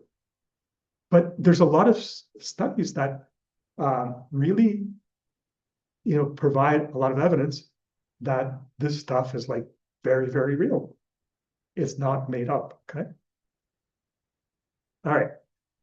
So before we end, let me just, or end the first part, talk a little bit about, you know, the 5% is called overt dissociative identity disorder, and the 95% that is harder to diagnose is called covert, all right? So overt DID, the 5%, is when the presence of different identities clearly visible to observers. Individuals with overt DID may experience notable switches between identities, which can result in changes in behavior, voice, or demeanor that others can observe. People around them usually notice these sudden changes, making overt DID more recognizable. Okay, and that's the one that usually is talked about in media or movies and stuff like that. Covert DID, the other 95%, on the other hand, is less apparent to others. The identity switches may be more subtle, and individuals might not outwardly show distinct changes when transitioning between identities. Instead, they might feel these shifts internally, experiencing changes in thoughts, emotions, or attitudes. Because of these intricacies, covert DID can be more challenging to diagnose and may often remain hidden from those around the individual. So it's kind of like, this is closer to secondary structural dissociation or complex PTSD. Kind of lies between those two. But there still may not be memory for, the other states. I'm gonna skip over this. So covert BID is often misdiagnosed. One thing that I've seen it misdiagnosed as schizophrenia. Okay, particularly one patient that looked like schizophrenia, but I'm pretty convinced it was dissociative identity disorder. Okay. Those are some of the common dissociative identity disorder symptoms. Internal voices, intrusive thoughts, feelings and urges, changing memories, skills, preferences, identity confusion, amnesia, association, feeling like different people, flashbacks. Okay, I'm gonna skip over that. So before we pause, and I think when we come back, we're going to do our poll. So we wanted the poll before, but just think for a moment, where do you see yourself on the dissociative map or dissociation map? You may not see yourself there at all, maybe kind of very mild end, like, or you may identify with some of what we talked about. Okay. Why don't we take a 10-minute break? And when we come back, we'll do our poll. Okay. And then we'll talk. We'll do, so we can pause there. Yeah. Okay. If you guys, people on Zoom, there's only 2 questions. If you could just answer it, I'll give you a minute. Yeah. And people here in the room will tell you the results next week. We could even do it today because it's on the mobile. Yeah. Only 4 people.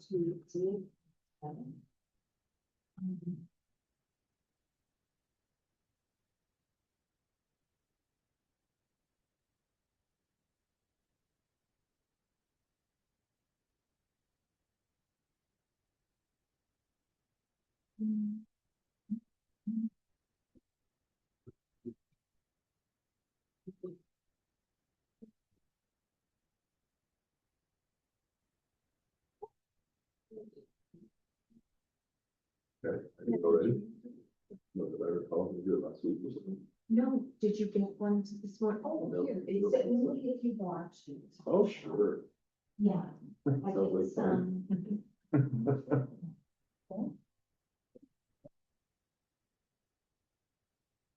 It only pertains to you. Thank you. So that's, well. So based on what you scored, you just super results. Okay, yeah, I think I tried to do it at home on the line, but I didn't actually feel listening to it, so, okay. Well, if you remember your scores, you can just. Okay, thank you.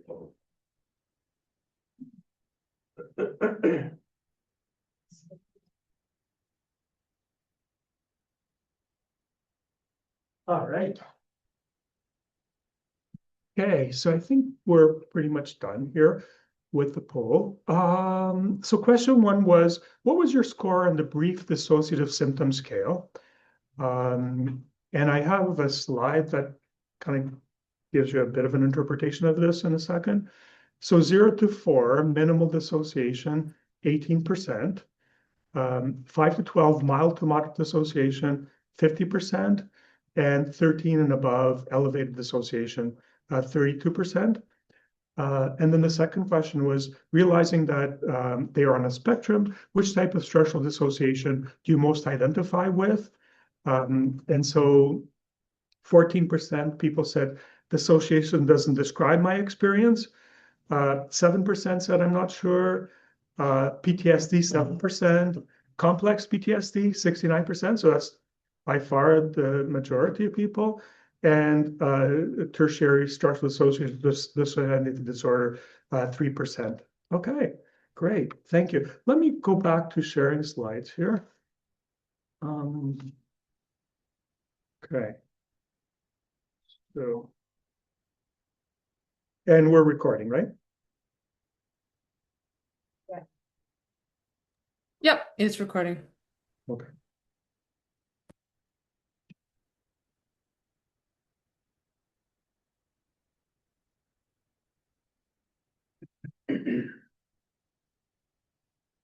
All right. You know what, like, I think for the sake of time, I will skip that slide. But it's just, I think we sent that out with the scale, but it's just depending on your score, how to interpret that and how to think about it. So we'll skip that. Sure, do you want to do that? Do you want to come up? Yes.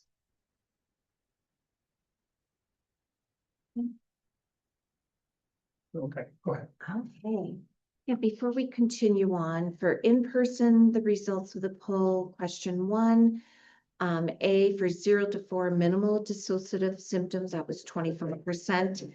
B 5 to 12 mild to moderate dissociation was 25%. And C 13 and above elevated dissociation was 50%. And then for question 2, answer D, complex PTSD, secondary structural dissociation was 100%. Wow, okay. All right. All right, controversies in diagnosis of dissociative identity disorder. So is diagnosis of dissociative identity disorder controversial? And you probably know that it is. I'll cover this quickly because I think it's an important subject. So there's some controversy surrounding dissociative, tertiary structural dissociation and its causes. In the simple course, we follow and have presented what's called a post-traumatic model of dissociative identity disorder. So the structural dissociation theory is that dissociative identity disorder is caused by trauma, right? But there's 2 other models that you might hear out there. So 2 is the social cognitive model, proposes 2 alternative explanations for dissociative identity disorder. A is that the iatrogenic suggests that DID is in part induced by therapists. I think at one point this was quite common. And what they said is like, there people come into therapy, and these are therapists that are interested in dissociative identity disorder, multiple personalities. And then by suggestion, these therapists create, and so they're blaming therapists. That was like at one point was like a really, could that have happened? I don't think that's the main explanation. I don't know if that could have happened. I don't kind of put a lot of stake into that. And then the other model was the pseudogenic position, which suggests that some individuals feign or they fake dissociative identity disorder for secondary gain. Many experts in the field now hold that both of these models are compatible. And if you want to click on the link which explores this controversy, go ahead. So I think there were occasionally like some people who tried to fake it, for get out of going to prison or stuff like that. But I think that was a minority. It wasn't really representative. So I think that trauma explanation is still the most dominant. Okay, is that clear or no? Yep, sort of. So I just mentioned that because you might hear that out there, but for purposes here, I think it is caused by trauma. Okay, so let's not talk about how healing happens. And like healing, this whole course is about healing, right? So we're going to talk about it explicitly because we're talking about trauma. But keep in mind that all we're doing here is about this, right? So if PTSD, complex PTSD, and dissociative identity disorder are all in the dissociative spectrum, are they treated following the similar principles? Okay. So today, and this is important, there's more scientific knowledge, public awareness, and peer initiatives in the fields of trauma and its treatment than there's ever been. I think you're pretty aware of that. There's kind of like more awareness of trauma than there's ever been. But there's also a great lack of well-trained trauma treatment providers, programs, and resources.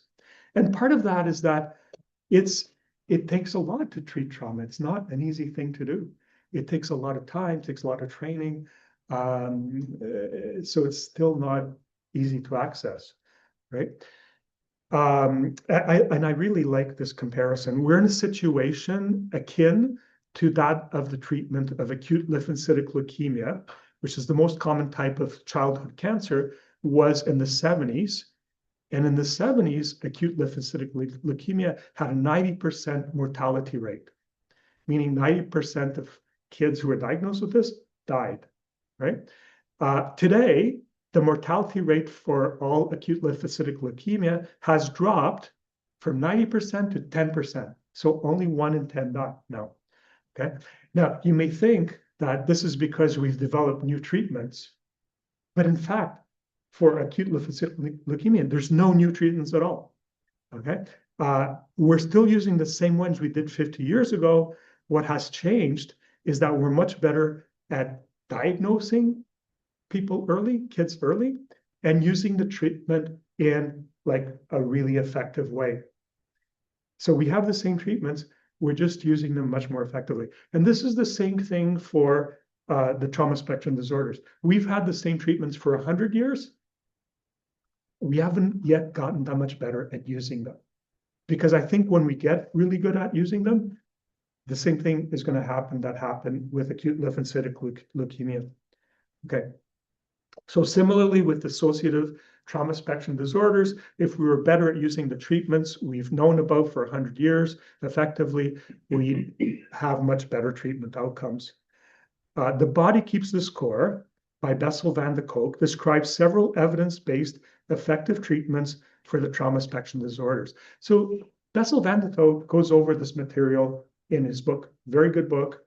A lot of what I'm going to talk about, Bessel van der Kolk talks about in the treatment of trauma spectrum disorders. So in this segment of today's session, we'll explore 3 phases of treatment for dissociative trauma spectrum disorders, which are the common denominator of all the trauma treatment approaches. Keep in mind that treatment needs, of course, to be individualized for each person. For instance, people with single event PTSD who have good resources may not need to spend a lot of time in phase 1 of treatment, may be able to proceed directly to phase 2. So that will make more sense when I describe the phases to you. On the other hand, people who have fewer resources, like personal resources, may need to spend considerable time in phase 1 stabilization, whereas those with significant psychosocial developmental issues may need to spend considerable time in phase 3. What I'm saying is that, you have to adapt this to every person. It's not like one size fits all. We'll also explore how specific treatment issues arise in each of all the 3 types of structural dissociation. For example, shame is an important consideration in secondary structural dissociation, complex PTSD. We'll explore why. I'm not sure we'll have time to do that, but it's in the slide, so you're welcome to go back. In week 23, we'll talk about the 4 pillars of trauma therapy, which are psychoeducation, mindfulness, and this comes back to Nicole's question. So mindfulness is one of the pillars of trauma treatment, body movement, and trauma-informed therapies. So we're going to talk about session 23. Soon, we will start discussing wise mind remediation and internal family systems, which are both phase 2 trauma processing approaches. Okay, so one thing you might hear about, if you hear a little bit about trauma treatments, is you might hear about the bottom-up versus top-down. Okay? What does that mean? It means like, how do you approach the treatment? You approach it top up, means you approach it, you start with rational talk therapies. That's mostly top down, right? Those can be effective. But then there's other approaches which are called bottom up. And you start with the body. So somatic experiencing, you start with the body. Internal family systems is actually like a bit of both. It's both top down and bottom up. Okay. So top down approaches help people think differently. Bottom up approaches help people to cope with their sensations, emotions, and action urges. All right. So general principles of therapy of dissociative and trauma spectrum disorders. The foundations underlying the treatment approaches for dissociative and trauma spectrum disorders have not changed much since the time of Pierre Janet. Pierre Janet talked about these 3 phases, right? There are 3 phases or stages to the active stage treatment of trauma spectrum dissociative disorders, be they primary, secondary, or tertiary, right?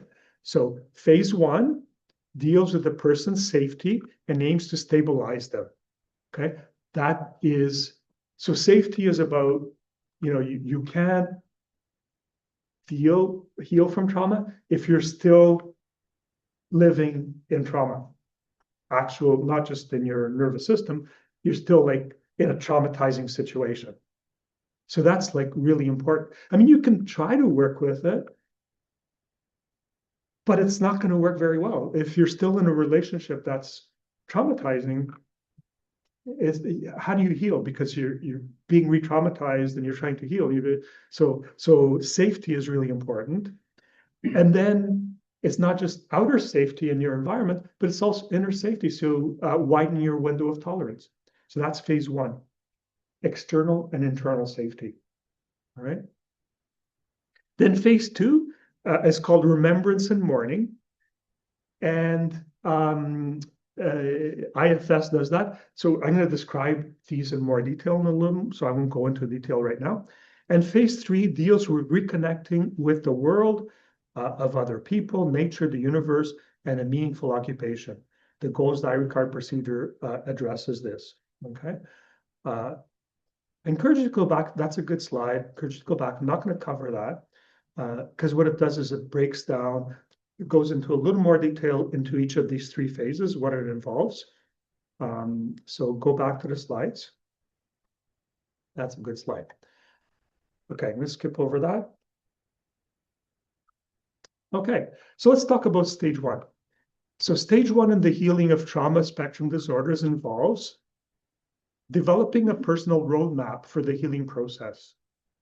Okay, so I think that's something that's important to do, whether you do it by yourself or you do it with a therapist. So if you have trauma, first of all, if you're working with a therapist, there has to be a recognition that that trauma is a significant part of your problem. Okay? But then you have to kind of have a map.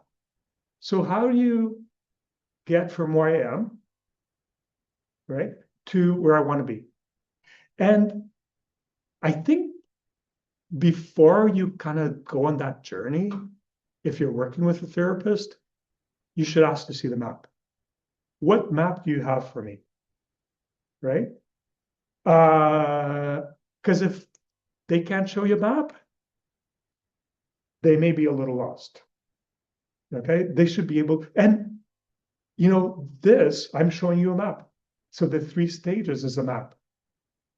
Okay, but we also need to, because I'm just giving you an overview, because each of those stages, each has its own map, right? But you should, if you're going to do this work, you should have a clear idea of what the map is. Okay, so this is why education is so important. Is what am I doing? Because just talking about your past without, that's not a map, right? It's kind of a little random. So healing of trauma spectrum disorders involves developing a personal roadmap for the healing process. How am I going to do this? Okay. In this course, we tell you that, well, we do it through dialectical behavioral therapy. Stage 1, it broadens your window of tolerance. IFS, stage 2, which helps you to process your trauma. Okay, that's the map. 2, developing realistic and attainable goals, setting up a plan of action for achieving those goals in a practical time frame. Okay. So as you read this, I hope that you're kind of relating it to this course, because I hope we're doing all of those, right? So attainable goals, right? The tools that we use in this course, they're all crisis plans, okay? There's attainable goals built into that. Whole diary cards, there's attainable goals built into that. It's all about emotional regulation, all right? Establishing a sense of stability and safety in interpersonal relationships, one's own body, and other areas of life. Okay, that's about widening the window of tolerance. Learning how to regulate emotions and how to manage psychological and behavioral symptoms that may contribute to a sense of instability and overall personal suffering. Okay, getting out of the holes, right? Beginning to recognize and tap into resources and inner strength. Okay, wise mind. Okay. Developing crucial coping mechanisms and life skills geared towards effectively managing painful experiences and regulating emotional, mental, and physical responses. So whatever the work you're doing, it's important that it addresses all 6 of those elements. Okay, so ask yourself if it's doing that for you. So practically, stage 1 stabilization goals include a reduction and elimination of drug and alcohol abuse, because that's not going to heal if that's still going on, because that's how you're dealing with, you're using maladaptive coping mechanisms to deal with your pain. Those are holes. If you're still falling into those holes, how do you not fall into those? Because those holes are really going to set you back. So part of it is not falling into holes. Promotion of good health, safe housing, adequate income. So outer safety, adequate transportation, setting and keeping a healthy schedule. So when we talk about the goals I regard, those are like basic bottom of the pyramid goals. If you don't have that, very hard to heal. If you're homeless, right, very hard to heal because you're still being traumatized. Right? Because that's traumatization. Traumatizing. The main goals of stage 1 are developing a sense of personal safety, cultivating a healthy self-care routine, and learning to regulate emotions and behaviors appropriately. And hope you can relate that to what we've been talking about in the course. Once these basic necessities and skills, right, become fully integrated into our lives, we will be able to do the stage 2 working through painful memories with far less mental and emotional repercussions. It is, however, not always necessary for everyone to do stage 2 work in the morning traumatic work of processing traumatic memories. So stage 1 is stabilization in your outer and inner lives, right? If you can't have that stability, if the ground is always kind of shaking from beneath you, very hard to heal. That's why that comes first. And if you don't have that, don't go and do stage 2 because you're not in a good place to do that until you feel a little bit safe. Okay, I'm going to skip over that. Looking at the time. Okay, I'm going to skip over that as well, just because of time. Okay, so let's talk briefly about stage 2. So stage 2 of trauma recovery is frequently referred to remembrance and mourning. Okay, because you're remembering and you're mourning what happened to you. Once an individual has developed a strong and functional set of coping skills, DBT, the tools we use, and feels reasonably safe and secure in their surroundings, so outer safety, it becomes possible to address long buried memories. So you have to have a little bit of stability before you start to kind of look at the trauma that you experienced. The main work the second stage of trauma recovery involves is discussing and evaluating painful and traumatic memories with the intention of restructuring the role they play in people's lives. 2, working through trauma-related grief brought about by unwanted or abusive experiences and the impact they had and continue to have on the person's life. And 3, mourning the loss of good experiences that have not yet occurred or did not have the chance to occur because of persistent trauma-related symptoms. Okay.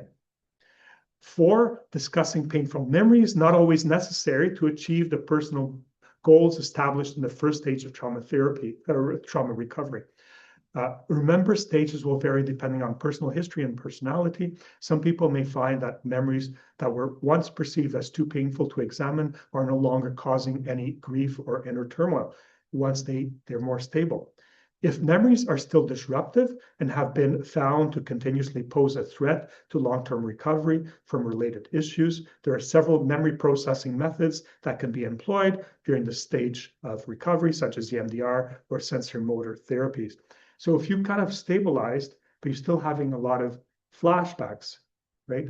If your emotional parts are still surfacing, but you've already done a lot of the stabilization work, you're going to have to deal with these emotional parts. Okay, and then stage 3, the third and final stage of trauma recovery, focuses largely on reconnecting with people, personal meaningful activities, and all other aspects of a meaningful, fulfilling, and healthy life. In this stage, we need to develop a new sense of self. Traumatic experiences will no longer play a defining role in our lives. We'll be mentally and emotionally set free from painful and limiting chains of the past.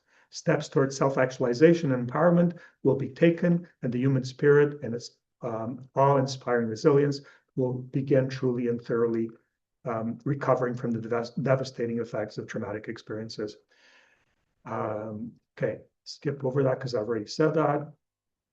Recovering from trauma does not mean we will be completely free of intrusive thoughts or feelings. Rather, we will reclaim our life, love, and authentic self. So 3 phases of treatment. First, phase 1, stabilize. 2, process the trauma. And 3, reconnect, right, with the world. Okay. So treatment of trauma spectrum disorders. The previous slides described the general type of work to be done at each of the stages of treatment. Can you tell us more about the specific therapeutic modalities that are offered by therapists? Now, I'm going to go really quickly because we have about 20 minutes before we go to questions. So I'm going to really quickly because I still have like about 70 slides, and I want to focus a little bit on the psychedelic psychotherapy because that's a lot of people are interested in that. Specific traumatic spectrum treatment. So there's a lot of therapy. There's psychotherapy, medication, there's alternative treatments like yoga and acupuncture, and there's psychedelic assisted psychotherapy, and there's virtual reality exposure, which they do a lot of in with veterans, okay, and single trauma exposures. Okay, this slide basically tells you that what's better? Is it psychotherapy or medication? Okay, so psychotherapy, see, like a larger effect, the red means like people get better from psychotherapy. Medication, they get a little better. Controls means no treatment. So medication is a little bit better than no treatment, right? Psychotherapy is better. I think wisely using both is the best. Put them together in a good way, right? There's lots of things that are used that we try depending on the symptoms. There's no specific medication for PTSD. There's some medications that are promising, like for nightmares, prazosin. People have nightmares about their trauma.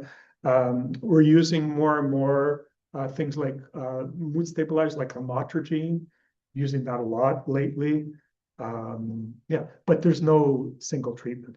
So I'm going to skip over those because those describe there's a lot of different treatments have been proposed, right? And have been tried and tested, and they all seem to be helpful, okay? And so if you want to look a little more in depth into those, such as prolonged exposure, read the slides. EMDR, in the past, we spent quite a bit of time in EMDR. I think it's a good treatment. Don't have the time to go over it. Cognitive behavioral therapy for PTSD. So these are all different types. Okay, this is where I want to spend a little bit more time because a lot of interest in it. So this is psychedelic assisted psychotherapy. So these are all the different agents, so MDMA, psilocybin, LSD, ketamine, and ayahuasca, right? And that's on the left. On the right, psychedelics take flight. This is only up to 2021, so it's a little outdated, but it just shows you how many trials for each of these agents. So psilocybin is still the one that's there've been more studies, MDMA more studies, LSD a few studies, right? But I would say in the last 5 years, it's even much more. I don't have a slide for that, but there have been tons and tons of studies in the last 5 years. So why think about psychedelics in trauma treatment? Okay, so psychedelics are not, I mean, they are, you can't use them by themselves. It is like a combination of a medication or a medicine with psychotherapy. And I would not suggest, like, because there's some clinics now that just do things like ketamine, right, without a lot of psychotherapy. I think the two need to go together. Okay, so why psychedelics in trauma treatment? So the trauma spectrum disorders, especially complex trauma, often involve nervous systems that cannot access traumatic memories without either flooding or shutting down, meaning you can't think about it without becoming overwhelmed. All right. Psychedelics are being revisited because they appear to temporarily soften defensive rigidity, increasing emotional openness, trust, and flexibility in a controlled setting, which means that you can kind of revisit the memories and stay in the window of tolerance when you're using psychedelics and you have proper guidance, right? Which is like really important if you're going to integrate those memories and talk about them. Because if you don't, like every time you talk about them, you go out the window of tolerance. That's just re-traumatizing. So in trauma, the brain wants to fight or run away, fight or flight. Psychedelics may temporarily reduce the intensity of those protective parts so that the system can safely process the trauma. Okay, you calm down, and then you can talk about it. And the two become paired, right? The being calm and being exposed to the images and the memories of trauma, they kind of go together. And then you learn, oh, I can talk about it, I can still be calm, right? Studies show that MDMA, which is MDMA is the one for which there's the most results in PTSD, right? Significantly reduced trauma symptoms. After treatment, many participants no longer met PTSD criteria. In these studies, MDMA was administered in structured psychotherapy. It wasn't recreational. So you can't just like go to your local MDMA provider and get it. You need integration. You need, preparation. You need somebody who knows what they're doing with you. It's not going to work if you don't have that preparation. Psilocybin studies show strong evidence for depression as opposed to PTSD. Early data also suggests benefit in trauma-related disorders. These medicines are regulated and availability for treatment is very limited. Basically, the availability at this point is if you're in a study. Okay, it's not legal in Canada. Okay, there's some centers that have studies, people enroll. In the US, in some states, it's becoming more widely used, but in Canada, it's still, I think it's under consideration. So these are not substances people take on their own to heal. The therapeutic effect appears to come from careful guided preparation, followed by the medicine session and then integration. The integration phase is often more important than the medicine. So what you do after. So there's kind of a debriefing that you go through afterwards. And the slide there just shows you some trials and the results of some trials. And this, again, is about some trials. So 67% of participants in MDMA-assisted therapy group no longer had the PTSD diagnosis after 3 sessions. Okay, which is pretty impressive.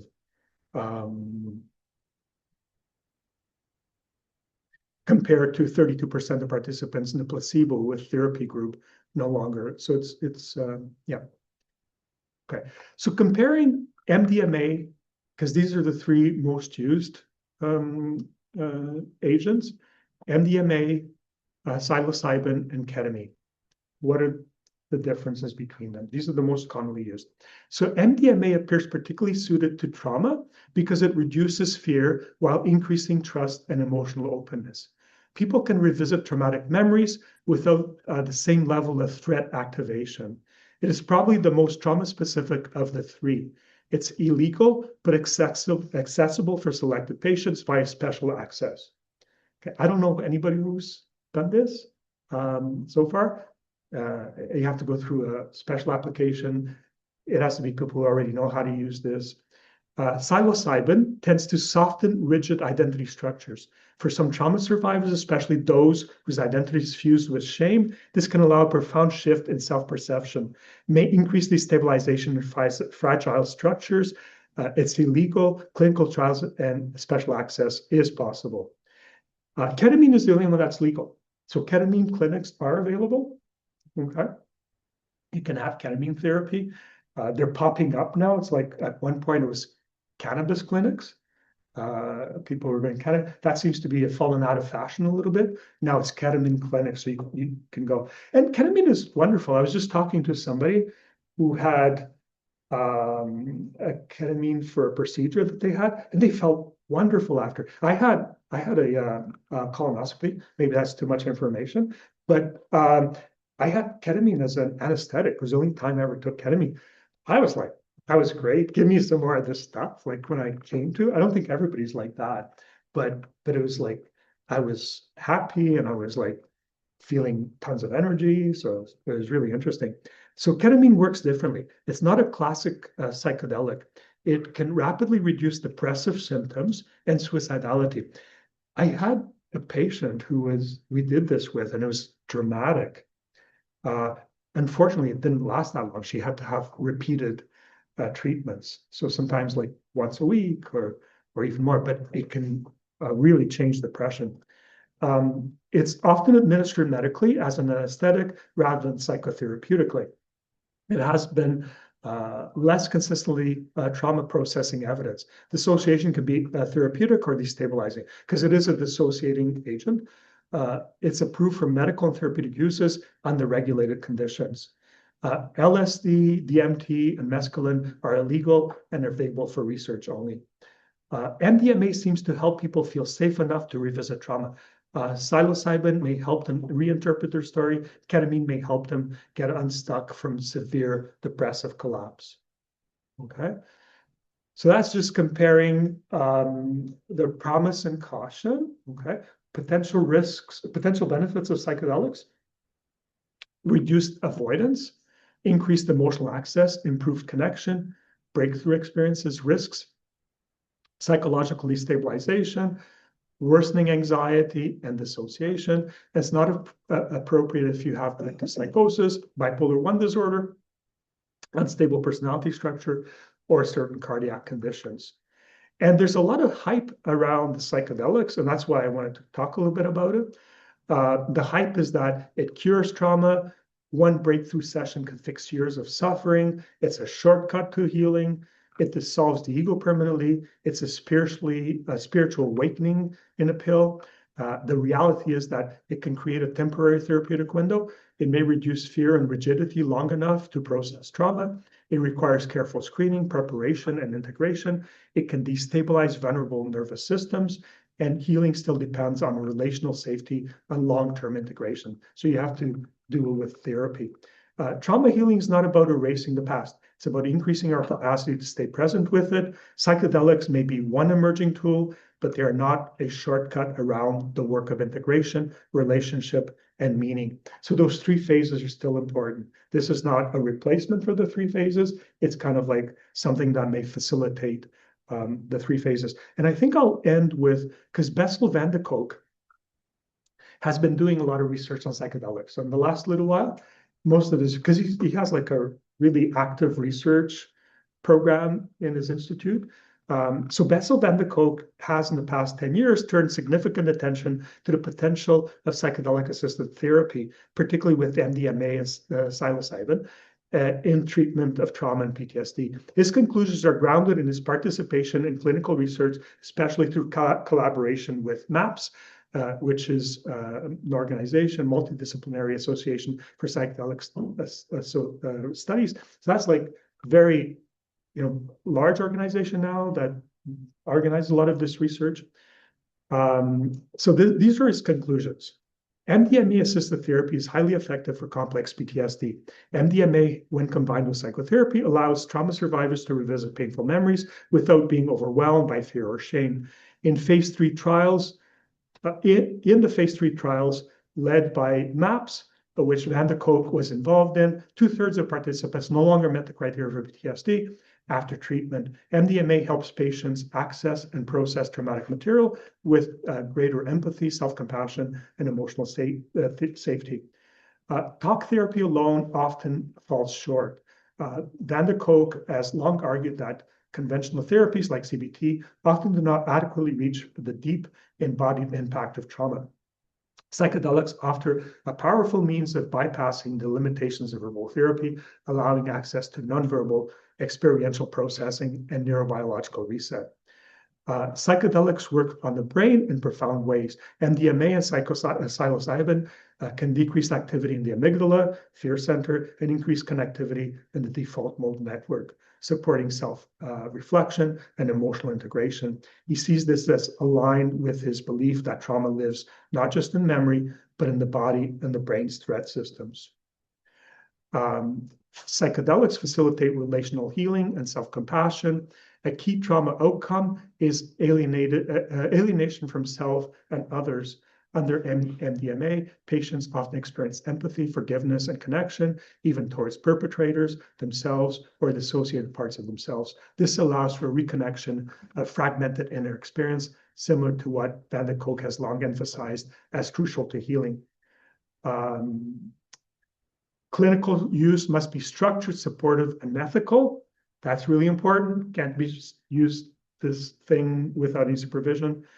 The future of trauma treatments must include expanded consciousness work.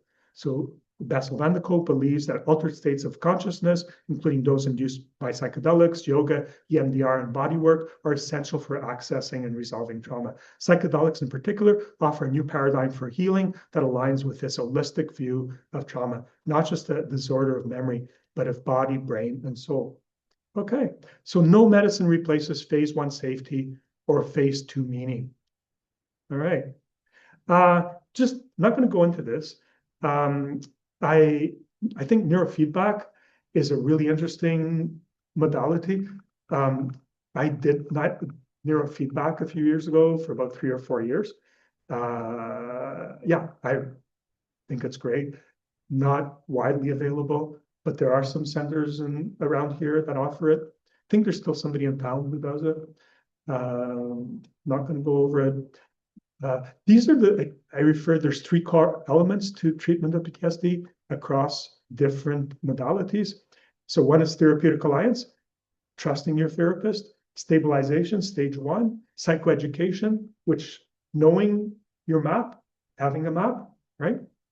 Emotional regulation, widening your window of tolerance, exposure, okay, not avoiding the memories, right? Finding meaning, so meaning is very important. We're going to talk about meaning in a future session. Processing memories, which is stage 2, mobilizing resources. So getting, things around you to help you. Okay. I'm going to skip over that because I think we're pretty much near the end. Special considerations. So yeah, go back to this about shame and guilt. Talk a bit about shame there and how it's important in complex PTSD. Re-traumatization in 1 minute or less. I think the medical system is really guilty of re-traumatizing people that have trauma already. Okay, like because they're sometimes not trauma informed, right? So yeah, so you have to be aware of that. We talked already about trauma informed care. What helps?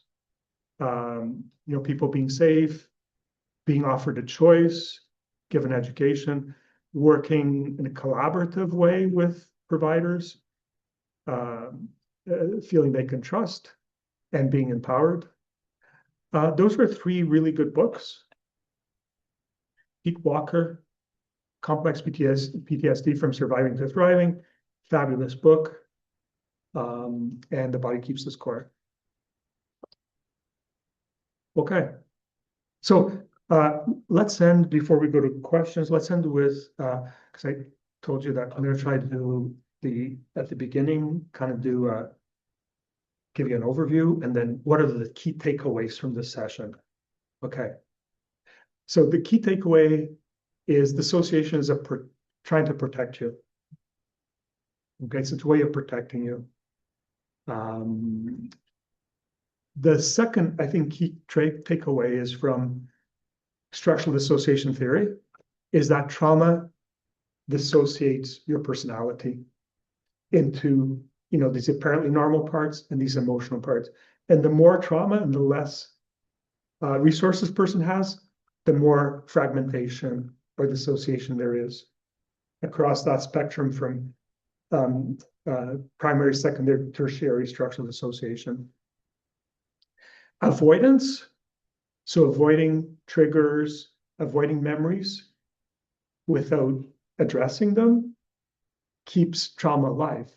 That's why, part of, we talk about editing, splicing, and pasting, right? If you can revisit the memories of your trauma and remain calm, that's very healing. That's a little bit what EMDR does, okay? That's what psychedelics do. You can revisit, stay calm. That's why it's so important when we talk about this stuff to regulate yourself, to come back to the window of tolerance, do the pendulating. Okay, healing happens in phases, right? I think we talked about that. 3 phases, right? And there's no shortcuts that replace safety and integration. Okay. So that's an overview. I know there's a lot of material, but yeah. Let's go to comments or questions. Let me just. Time to end the recording, right? Yes, please. Okay.